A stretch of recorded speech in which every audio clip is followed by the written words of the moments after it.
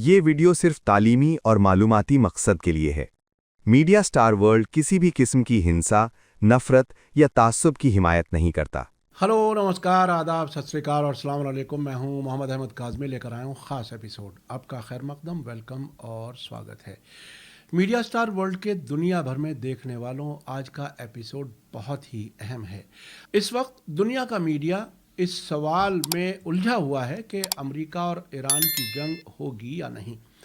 اسرائیل اور عرب ملکوں کے خوف کے باوجود کیا ٹرمپ ایران میں حکومت بدلنے کے لیے حملہ کریں گے یا نہیں؟ اس کے درمیان سیریا کے اندر ایک ایسا کھیل کھیلا جا رہا ہے جس سے لگتا ہے کہ عراق سے امریکی فوجوں کی واپسی کے ساتھ ساتھ وہاں ایک بار پھر ISIS یعنی داعش کے دہشت گردوں کو عراق بھیجا جا رہا ہے۔ ایسا لگتا ہے کہ مڈل ایسٹ کی زمین ایک بار پھر بے چین ہے۔ ہوا میں بارود کی بو، نقشوں پر بدلتی لکیریں اور پردے کے پیچھے چلتی چالیں، سب کچھ کسی بڑے طوفان کی آہٹ دے رہا ہے۔ سیریا، عراق، امریکہ، کرد طاقتیں اور ISIS یہ محض نام نہیں بلکہ ایک ایسے کھیل کے مہرے ہیں جہاں ہر چال کے پیچھے بدنیتی چھپی ہوئی ہے۔ آج کے اس خاص ایپیسوڈ میں پہلے ہم سیریا اور عراق سے آنے والی خبر آپ کو دیں گے، پھر اس سلسلے میں لندن میں عربی اخبار رائل یوم کے ایڈیٹر اور سب سے سینئر عرب فلسطینی جرنلسٹ عبدالباری عطوان کا تجزیہ بھی آپ کے سامنے رکھیں گے، اور آخر میں کچھ ایسے سوال چھوڑیں گے جن کے جواب شاید ابھی کسی کے پاس نہیں ہیں۔ آج کا ایپیسوڈ کافی اہم ہونے جا رہا ہے، آخر تک ضرور دیکھیں۔ اگر آپ نے ابھی تک media star world YouTube channel subscribe نہیں کیا ہے تو سبسکرائب کر لیں اور گھنٹی دبانا نہ بھولیں تاکہ ہمارے ہر نئے ویڈیو کا نوٹیفیکیشن آپ تک پہنچ سکے۔ 20 جنوری کی رپورٹ کے مطابق پوروی سیریا کے حساکا صوبے کی الشدادی جیل سے ISIS یعنی داعش کے کئی لڑاکے اس وقت فرار ہو گئے جب کرد لیڈرشپ والی سیرین ڈیموکریٹک فورسز SDF اور سیریائی سرکار کے بیچ حکومت اور سیکیورٹی کے کنٹرول کے لین دین میں افراتفری میں پھنسا ہوا تھا۔ امریکی افسران اور علاقائی سورسز کا کہنا ہے کہ یہ واقعہ اس جنگ بندی کے بعد ہوا جو کاغذوں پر تو موجود تھی لیکن زمین پر سست اور الجھی ہوئی نظر آئی۔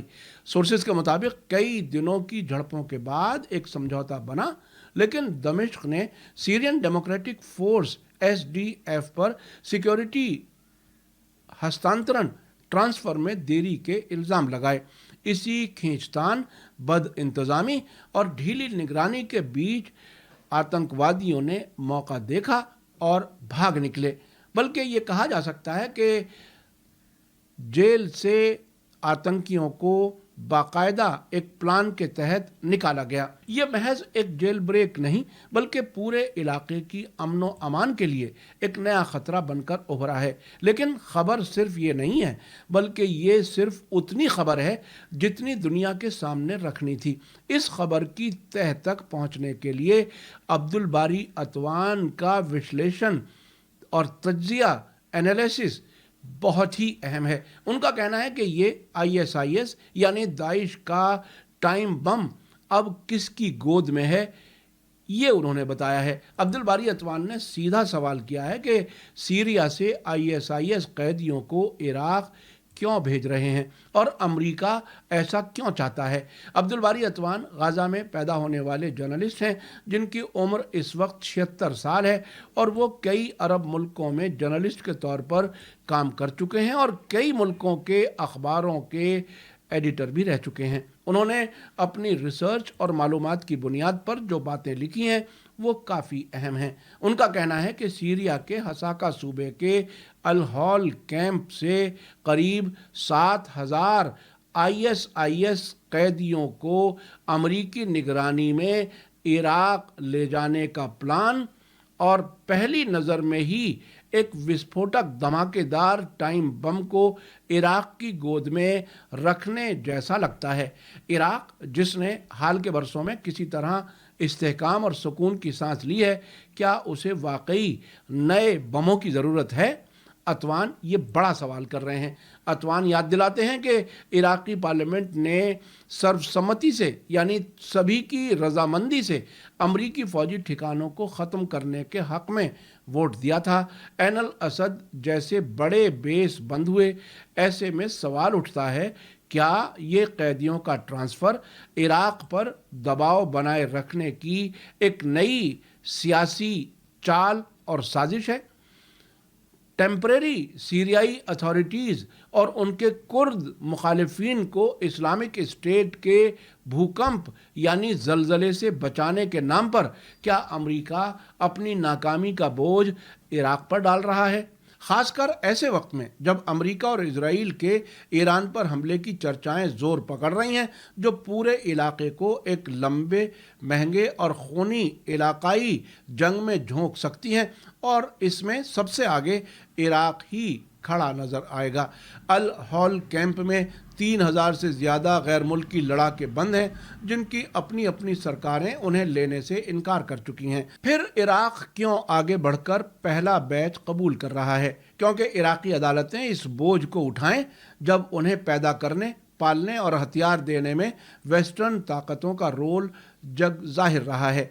अतवान का इल्ज़ाम सीधा है, इनमें से ज़्यादातर लड़ाके तानाशाही ख़त्म करने, डेमोक्रेसी और ह्यूमन राइट्स के बैनर तले ट्रेनिंग दिए गए और हथियार बंद किए गए, लेकिन असल मकसद था इजरायली कंट्रोल मजबूत करना और अरब दुनिया की हुकूमतों की जड़ों को हिलाना।